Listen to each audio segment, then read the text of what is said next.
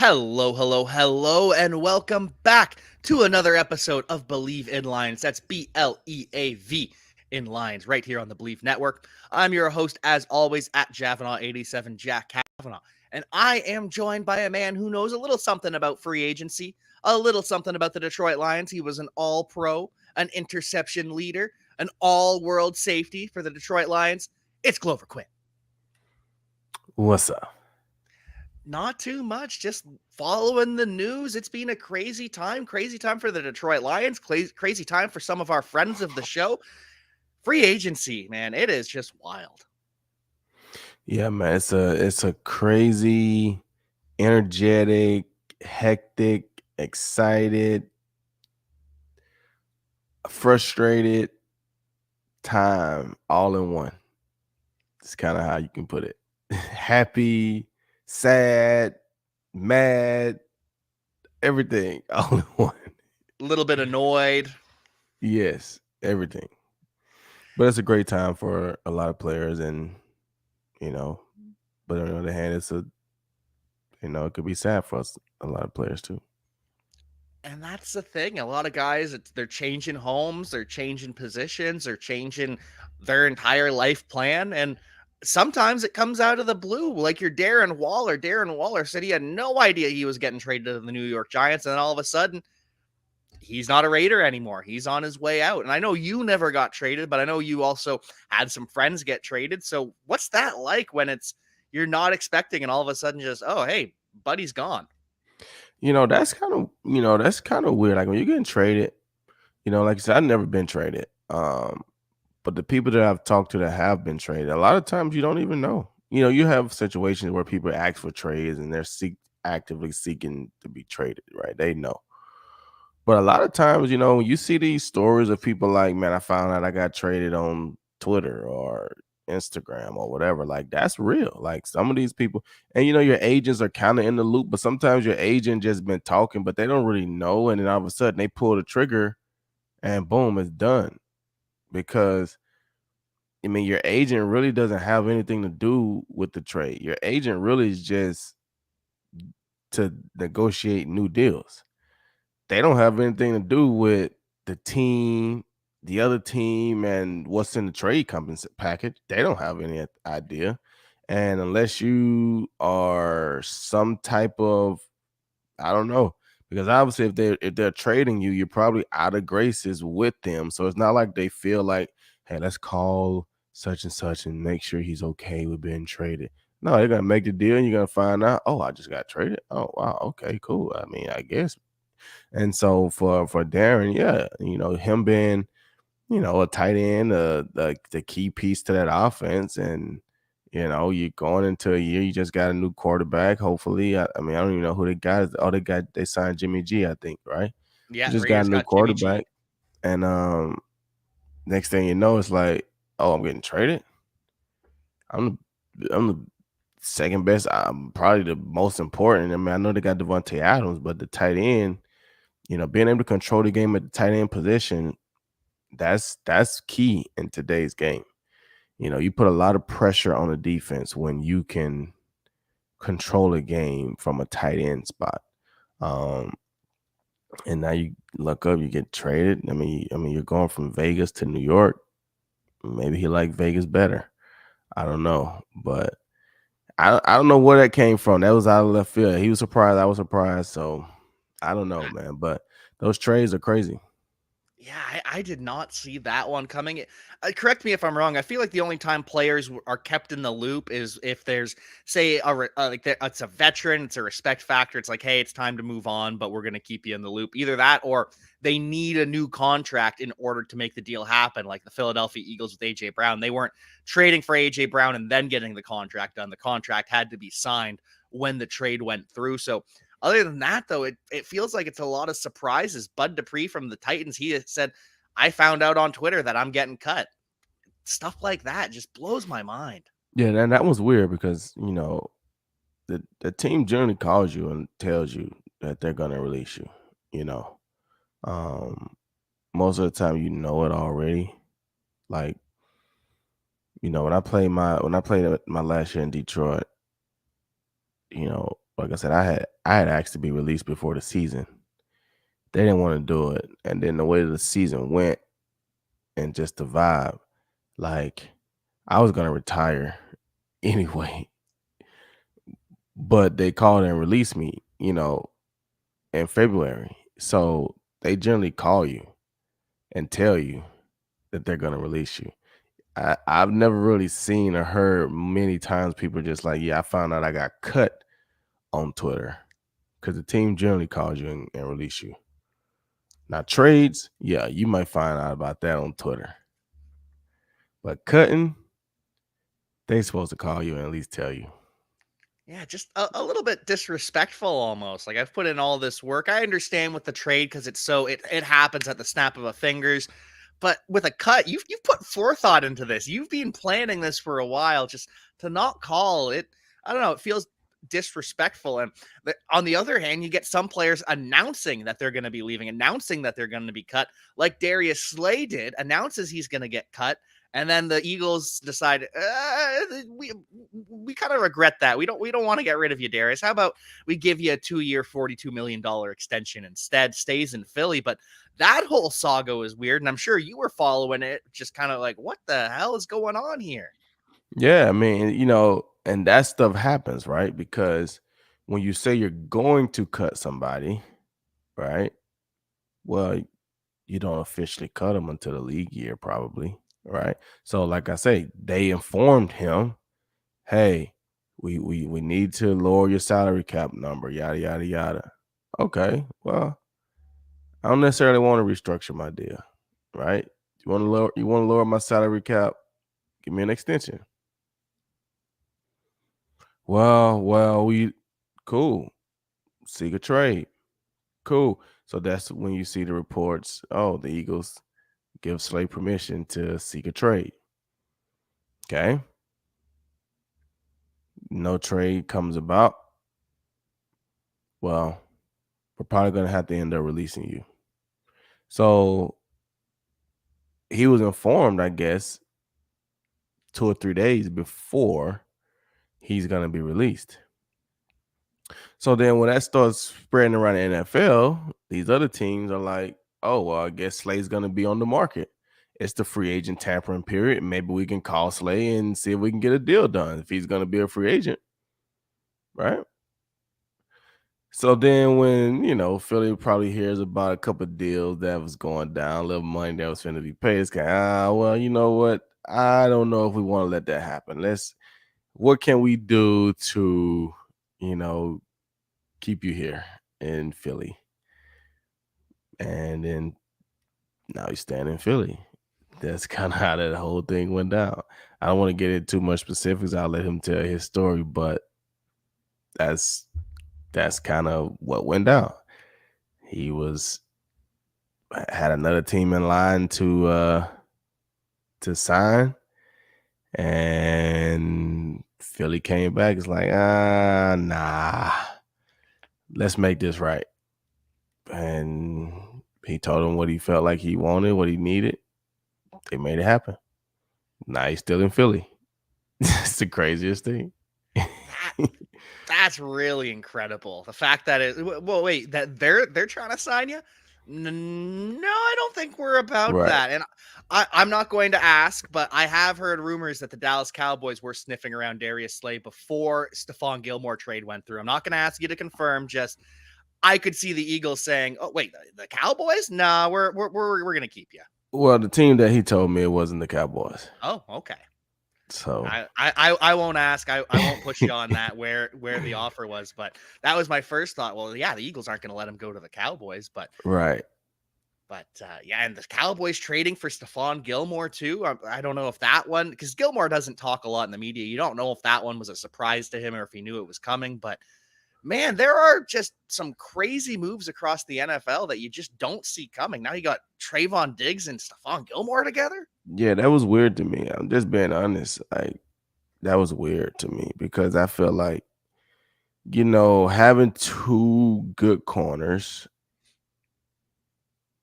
is good, but none of that matters if you don't have good safety play. And like they must really like their safeties. because I mean you can have a good corner and an okay corner and upgrade your safeties, and now you got a solid secondary. But just because you got two good corners, if you don't have good safety play over the top of those guys or behind those guys, they're not going to be able to be as good because it's still hard. It's still hard. Like you still got to have some help every now and then. Um, but I was like, yeah, man, I'm pretty sure there's some more pieces to the puzzle that the Cowboys could have used or did than trading for another like corner. And I know Stefan's getting older, and maybe he didn't cost as much, but I don't know. I probably would have did something different with that. But shout out to Stefan. Now he's in Dallas. I can drive to Dallas and pick up those jerseys for you now, Stefan. That's an easier it's an easier transaction, or whatever you want to call it. It's a short drive to Dallas and get some jerseys framed for Stephon Gilmore. This will be jersey number 4 because he's got 5 because he's got the Bills, he's got the Patriots, he got the Panthers, he got the Colts, and now he's got the Cowboys. You got some business lined up there, Clover. Yeah, I mean that's a lot, right? Yeah. Bills, Patriots, Panthers, Colts. Yeah, 5 jerseys. Yeah, and I mean, and his catalog of jerseys that he probably swapped with other people are probably crazy. And the Super Bowl jerseys as well. Like he's Yeah, had a pretty good career. yeah. I'm about to hit him back up. We talked one time, and I'm about to hit him up. Hey, you coming to Dallas, man? You can bring all that with you, bro. I can meet you in Dallas. I'll make that drive for you. Don't even have to ship it anymore. You can just pick it up. Perfect. There a lot of cornerback moves around the NFL. One thing I'm noticing, there's not a whole bunch of game-breaking contracts being given out to any position, it seems. And it seems almost as if safety and cornerback are the 2 positions that are kind of getting paid a little bit of offensive linemen. But if you're a receiver, if you're a running back, you're taking a bargain this year in free agency. Well, I don't know if they're taking a bargain, but I just feel like they're getting, you know, we don't see any of the marquee names. I mean, Yeah. these are average names of guys that, you know what I'm saying? We're not seeing, Devontae Adams is not a free agent. We're not seeing him get paid. We're not seeing um, Tyreek Hill and, some of these top guys. We're not seeing that. We're seeing, good solid pieces to teams. Juju Smith-Schuster. I mean, he getting 33 million. That's 11 million a year, right? What did he do? 3 for 33, something like that. Yeah. He getting $11 million a year to be a role player. You know what I'm saying? Like, so I think that's what we're seeing. We're seeing, and that shows that a lot of these teams are probably not letting these marquee guys get to the market. Like, no, we're either gonna lock you up, we're gonna trade you, or we can't let you get to the market, because if we let you get to the market, then these guys are setting the market on fire, which raises the bar for the average person, right? So we're not gonna let you get to the market. And that's what we're seeing. Like, you don't see, like, it would have been the craziest thing if Darius Slay would have made it to the market. And he's an older guy. Well, I don't want to say older, but he's not 28, 27. But I think he still would have been a hot commodity on the market. He already had a team offering him money. You know what I'm saying? So I just think, like I said, I just think the deals that we're seeing are just the caliber of players. You know what I'm saying? Like, Jamal Williams led the league in in touchdowns. But like I say, I don't know if that holds as much merit across the league for as far as him being a great running back, as much as it's, hey, you stay healthy all year, very opportunistic. Your team got down inside the 5 a lot of times without being able to make those touchdowns from a bigger play, and you just was able to punch it in. So you're a good short yardage running back, inside the tackles, third down, goal line. But we don't really know if you're a true game breaker as a running back. So that's why you only get 3 for $12 million.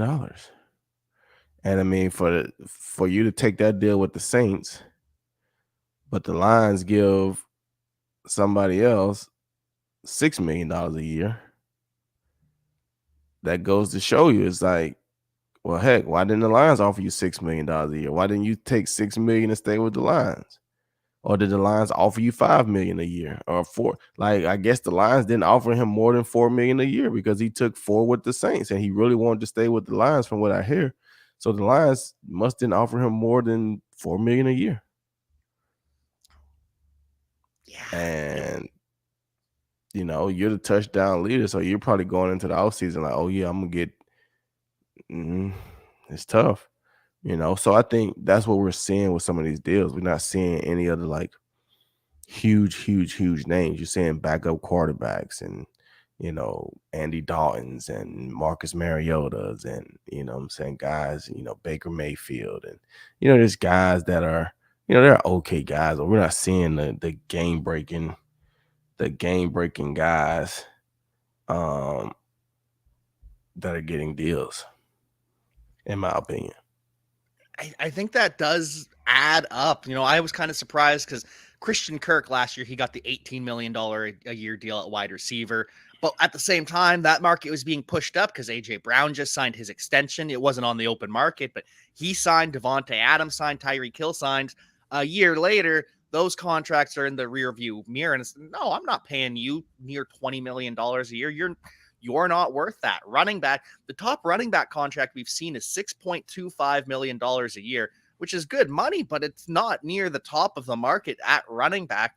Lions $6 million a year for David Montgomery. It seems as though they plan to have him replace Jamal Williams a little bit more, but that's not a game-breaking contract either. It's a lot of under $10 million a year deals. The only two really big ones I've seen were Jesse Bates, the safety to the Atlanta Falcons. He's making 16 per. And then Jawan Taylor, the offensive tackle from the Jaguars, he's making $20 million a year to come to the Kansas City Chiefs. But outside of that, it is a lot of $11 million at most. What was the Orlando Brown deal? Orlando Brown's getting $16 million per year. Okay. With the Bengals. But see, when you look at the market as far as the running backs go, right? Tony Pollard signs the franchise tag. It's $10 million a year. So if he's considered one of the top running backs in the league, he's only getting 10 a year. Nobody else is getting close to that. Yeah, that's true. Saquon too, Josh Jacobs. When all of those guys are on the tag, it does push the market down, doesn't it? Yeah, though. I mean, you're not getting more than that, and that's 10. Okay, well, cool. All right, you get 6. That's good. So I mean, the money is there, so they're doing a good job, it seems like, of paying a lot of people solid money as opposed to one or two people getting all of it. But like I said, none of these guys are like marquee guys. You know what I'm saying? We didn't even expect that in free agency though. You know what I'm saying? We didn't go into free agency expecting, oh man, this guy's gonna be a free agent, this guy's gonna be a free agent, this guy's gonna it's gonna be a hot market. Like, we wasn't even expecting that. It was, I mean, you look at all of the Lions first round, free agent guys. I mean, you could have signed all those guys for $50 million. Yeah. Kaminsky, Anzalone, Jamal. What did Deshaun get in Miami? Deshaun didn't even make $2 million on his 1 year deal. That surprised me that they didn't bring him back for less than 2. I mean, I told you, if you're a safety in the NFL, if you can't turn the ball over and be a game changer, it's hard to get big money. A lot of people can tackle. We need game changers. Deshaun Elliott didn't even have an interception. He had one fumble recovery, I think. I remember when he started doing the soccer trot. Outside of that, impact plays, where were they? And you say, well, he could tackle. Yeah, a lot of people can tackle, bro. Like we want impact plays, man. Like, can you change the game? I don't know. That does make sense. That does add up, and I would imagine now the Lions, they think Tracy Walker, ahead of schedule because they haven't brought in a safety right now. I think it's just Tracy and Kirby Joseph. So either they're drafting or signing someone, or they're really confident in Tracy coming off that Achilles because Yeah, I'm sure they'll draft somebody. Um, I'm sure they'll draft somebody because they probably like Kirby, so they'll probably draft like a stronger safety because I feel like Kirby and Tracy are kind of somewhat in the same. And yeah, Tracy's bigger than Kirby from what I can see, but they're both kind of like free safety type bodies. Hold on one second. That was a good spot to stop. I gotta let these cleaning people in. yeah.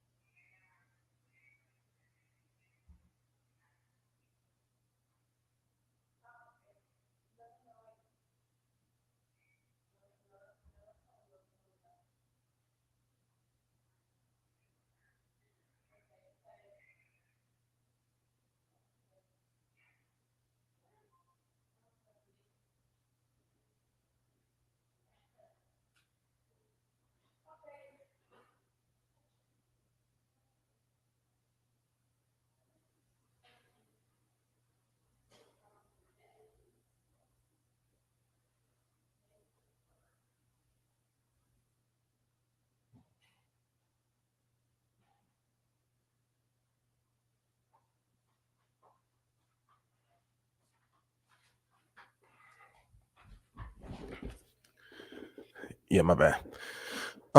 So I said something about Tracy, right? That was the last thing you muted. You're saying that Kirby and Tracy, they kind of got they're both free safety body Yeah. types, so you're thinking they add a strong safety. Yeah, I think, with those guys, I think the last thing I was saying, I think they're one and the same. And so I can see them adding a young, strong safety, somebody that they can find in the draft that's a big body that can tackle, you know, But because still I turn think, it over. yeah, but you're gonna always want somebody that can do that, but you will want somebody that really wants to fill that strong safety role because like I said, if something happens with Tracy, now you got a true strong safety and a free safety with Kirby. If something happened with Kirby, you still have a true strong safety, free safety with Tracy and whoever they drafted. So I can see them drafting a guy in the third round, probably again like a Kirby Joseph, third or fourth round. If they have any, I think they got some good picks coming up. 6 picks, I think, in this year's draft. Yeah, and they got 5 in the top 80, something like that. Yeah, so um I think they can get some good guys. And they've already done a pretty good job on defense and free agency. They brought back a bunch of guys. They brought back Alex Anzalone, team leader, team captain, John Kaminsky, who's kind of that edge inside rusher, nose tackle Isaiah Buggs, who wasn't a captain, but kind of became a vocal leader for the team towards the end of the year. And then they bring back Will Harris in the slot, but he's likely going to be down the depth chart. He's not going to be starting anymore because they signed Cam Sutton from the Pittsburgh Steelers. He can play slot, he can play outside. And they signed Emmanuel Mosley from the 49ers. He's coming off an ACL tear, so he might not start the year. But I believe they would expect him to play outside and to start. But either way, they've gone from, okay, now it's Jeff Okudah, it's Jerry Jacobs, and it's Will Harris. Those are our 3 starters. Mike Hughes, he's a part-time starter, to now Will Harris is a backup. Okudah and Jerry Jacobs, one of them's probably a backup. And they've added 2 veterans. Yeah. Like I said, I think you see the same thing with Jeff. Jeff came around and had a good year last year, but he still, 1 interception on the season, I think. I mean, it was a pick 6, but still, it's only one interception. So, it's just tough, man. It's tough.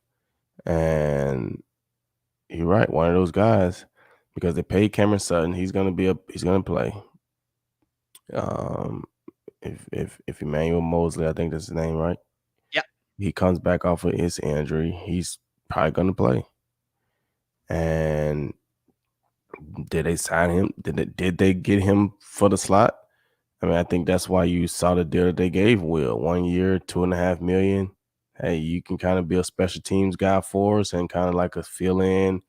If we need you at safety, you can play safety for us. If we need you in the slot, you can kind of do these things for us, but we're not expecting you to have a prominent role. So we give you $2.5 million for a year. See how it go.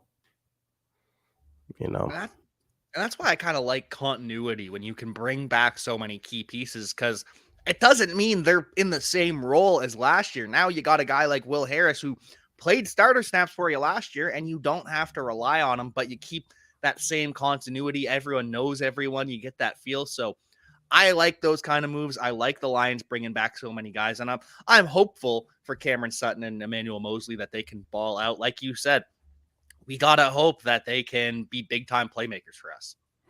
Right. You got to turn the ball over. Your defensive back in the league, turn the ball over, and you can put yourself in a situation. Be a tough tackle. You don't have to be the biggest tackler, but show that you're willing to tackle and turn the ball over, and you can get some money.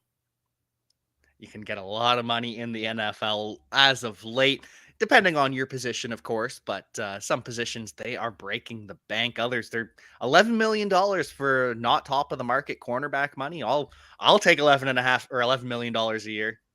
Dude, I mean, $11 million a year.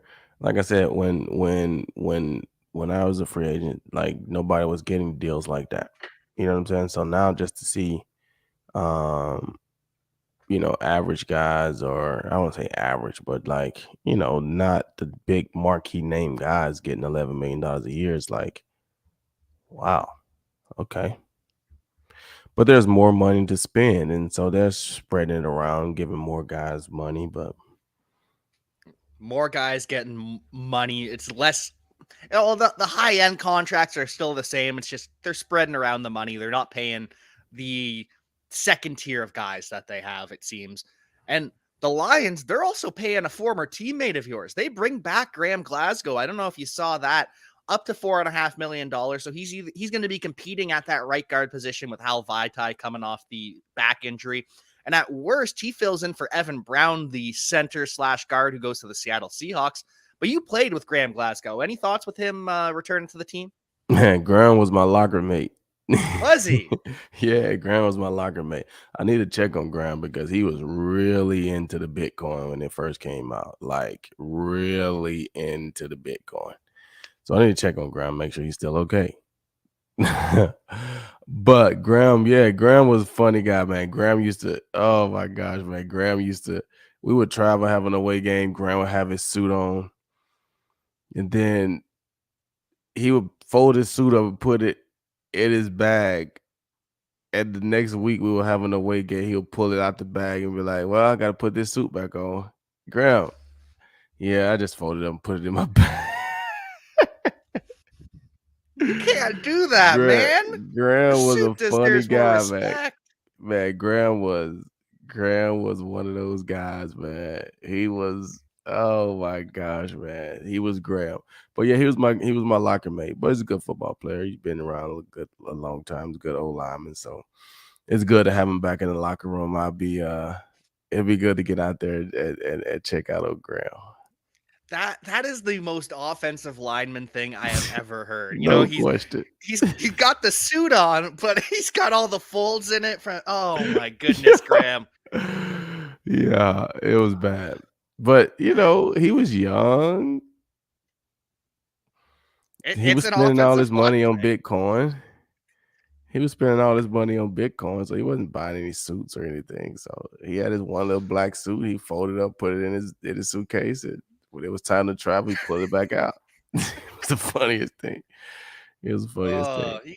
You got to get that thing cleaned. You got to get it pressed. You got to get the fold marks out of your suit. The suit deserves more respect than that, Graham. But at the same time, I want my offensive lineman to be like that. Just the road grader, nasty. So really love that signing and love that the new front office of the Lions are like, hey, we're not shying away from the past. Graham, you did some great things for us.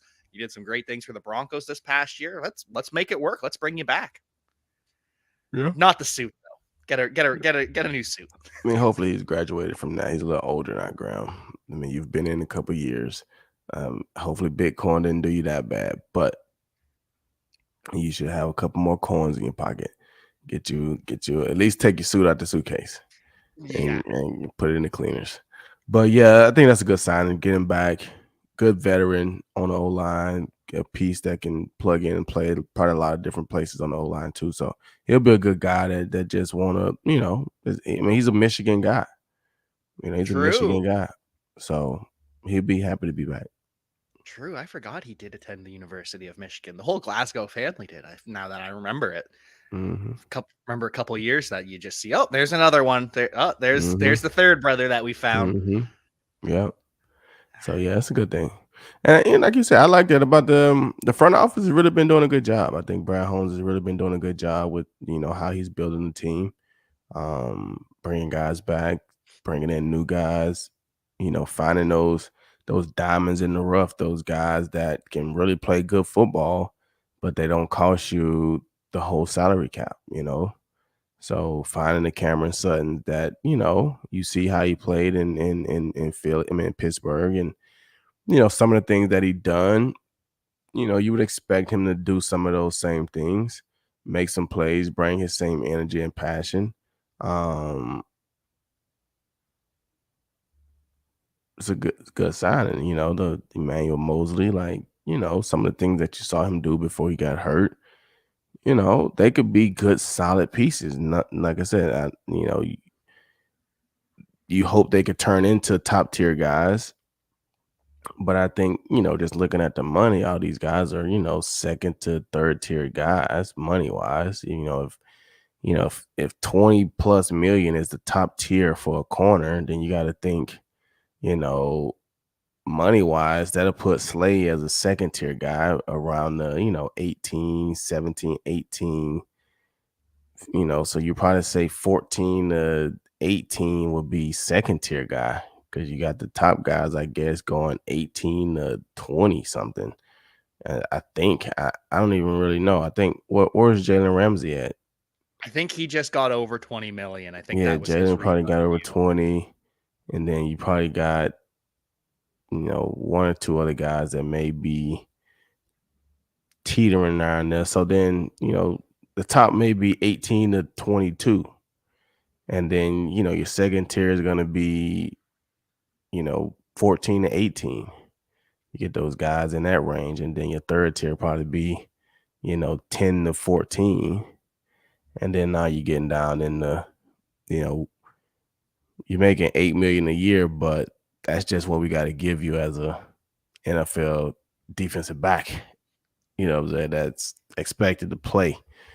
Um, so yeah, they're not signing, but you hope that that Cameron Sutton can turn himself into that second tier top. What I'm saying, teetering on being in one of those top tier guys. But like I said, with the money that you gave him, you kind of know what they expect, the expectations are, and I think if he can just play to those expectations, I think they'll be fine. Obviously, if he exceed those expectations, they're going to be great. But if he just played to that, I think they'll be fine. And that's the thing with free agency. You got to follow the money. That reveals all because teams lie to us all the time. All the time, teams are lying. And then you can't lie when the contract comes out. We can all see it. You cannot lie with your signings. You cannot hide things. So when you're the Atlanta Falcons and you go out and you pay Taylor Heineke backup quarterback money, but kind of starter money, it's in between there, you kind of wonder, oh, they might actually be out on Lamar Jackson. They might not have been lying there. Whereas the Green Bay Packers, they can't tell us anything right now because they're waiting for Aaron Rodgers to be traded to the Jets. And we hear all sorts of conflicting stories. We hear that Aaron Rodgers is the one holding up the deal. He hasn't decided that he wants to go to the Jets. Oh no, Aaron Rodgers actually does want to go to the Jets. It's the Packers that are now holding it up because they want to get the trade compensation. Teams lie all the time. It's nice that we can actually see what's happening when these moves become official and we can say, yeah, no, that was a lie. You did not tell the truth there. You signed a quarterback when you said you wouldn't. But this Packers Aaron Rodgers saga, it's almost done and it looks like Rodgers is going to the Jets. I think that thing's gonna get messy. Think so? Yeah, because it's just it's a lot of pieces in there that we're not really, when you start thinking about it, Aaron Rodgers, you're not a free agent. So to go to the Jets, there has to be a trade. So now you are already 90%, you said, retired. So from the Jet standpoint, do you give up the whole house to get Aaron Rodgers and then he walks out after a year if it don't go great? For the Packers, hey man, you said you want to go to the Jets, but all we heard was you wanted to be traded. We don't have to send you to the Jets. What if, I don't know. What if the Texans come calling because they want a good quarterback and they offer us this? Hey, Aaron, I know you wanted to go to the Jets, but sorry, bro. We're sending you to Houston. Right? Does he say, oh, I don't want to go to Houston. I'm just going to retire?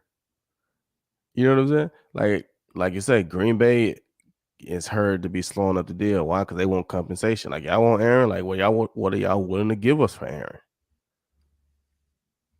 But I I think kind that of just goes to show like the nastiness of it all. It's like, man, Aaron's been there for a lot of years, done a lot of great things for your organization, your franchise.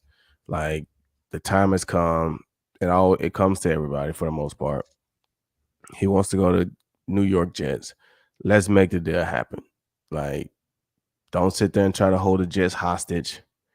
Like, y'all guys should be able to find something that's a win-win for both. And Aaron should be able to be a part of that too. Like, at least reassuring the Jets, hey, I'm not gonna play for a year and walk out. I'll at least give you guys 2 years. Because it's not fair to the Jets to have to give up everything to get Aaron, and then they start out 0-3 and he's like canned. You know, like, so we need to get a commitment from Aaron. Like, are you going to be at the offseason program? Like, are you going to do some of these things? Are you going to be reinvigorated with energy to come in and try to uplift our program? Otherwise, it's tough, you know. But again, for Green Bay, you know, you want to get something for Aaron. Y'all had a long-standing, you know, deal, and you said it. I mean, I saw a headline. I mean, Stafford was in the same boat, right? He's with Detroit for a lot of years, and yeah, he never brought a Super Bowl to Detroit or a playoff win or anything like that. But he's the all-time leader in all these categories and things like that, and long-time Detroit guy, right? So the Rams gave up what they did to get Stafford. So, but Stafford wasn't 90% retired either. Although he may be 90% retired now, but he wasn't 90% retired when they signed him, but life has happened. He's gotten injured and he's won a Super Bowl now. And, things with him and his body, his wife and things like that, he may be leaning closer to retirement now. And I haven't talked to Stafford, so none of this is, credible. This is just me speculating based off of what I see. But I don't know what's going to happen with the Jets. I think the deal could actually get messy if both teams don't want to just lower ego and pride or whatever and just make it happen. Yeah, and for the Jets, they're going to start feeling pressure from the fan base because, well, Aaron said he wants to come. Make it happen, Woody Johnson. Why hasn't it happened yet? You're really going to cause us to miss out on this? And I think you might be right. And I've heard rumors that Jimmy G, he hasn't actually signed his deal with the Raiders. Could the Raiders come and make a surprise run back at Aaron Rodgers? I'm not predicting that, but just there are a lot of opportunities for this to get messy. This thing can get messy. I'm telling you. It can get messy. Yeah, and it's the NFL and it's Aaron Rodgers. So, of course, it's going to get messy, isn't it? He's the king of that, man. He's the king of that. He's the king of that, man. I think he loves it. He knows exactly what he's doing, man. He loves that trash. Oh, he does. He loves the drama. He loves to be in the headlines. The Adam Schefter text. Adam Schefter texted me, "Lose my number." He loves it. He feeds off of that. Yeah, probably loves the fact that we're talking about him right now. No question. No question. Just me knowing Aaron, and I don't know him personally. I know him a little bit because I played against him a lot of times, but he loves it. Well, I think on that note, we will call it a day. Glover, any final thoughts? Any parting words of wisdom? Any pluggables to plug? Nah, I don't really have any parting words of wisdom, man. Just be good people, man. And go check out my framing page. I'll finally say something about it. Yeah, this is fun. Life is about having fun and doing things that you love to do. And so you guys love watching football. I'm glad you guys getting to watch them. I'm glad you guys listen to us as we talk a little bit about football, give you a little information, inside scoop, little perspective on football. So that's a cool thing. You're doing what you love to do. Hopefully every day you wake up and you get to do what you love to do. Everybody don't get to do what they love to do every day they wake up, and I hope you do. And that's what I get to do. I get to wake up and do podcasts sometimes. I get to do frames sometimes. I get to do things in life that I love to do. So make good decisions in your life so that you can wake up and do the things that you absolutely love to do. And go check out GQ Frames.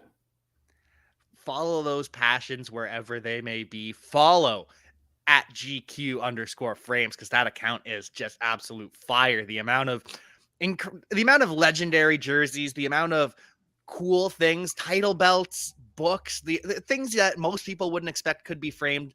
Glover is the man to do it. So you got to check out GQ Frames. Appreciate that, man. Should be some more exciting things coming through the pipeline. And we will be there to follow along with all the exciting things coming down the pipeline, both personally for you with your business and professionally for the Detroit Lions as well. But until then, we will see you next time.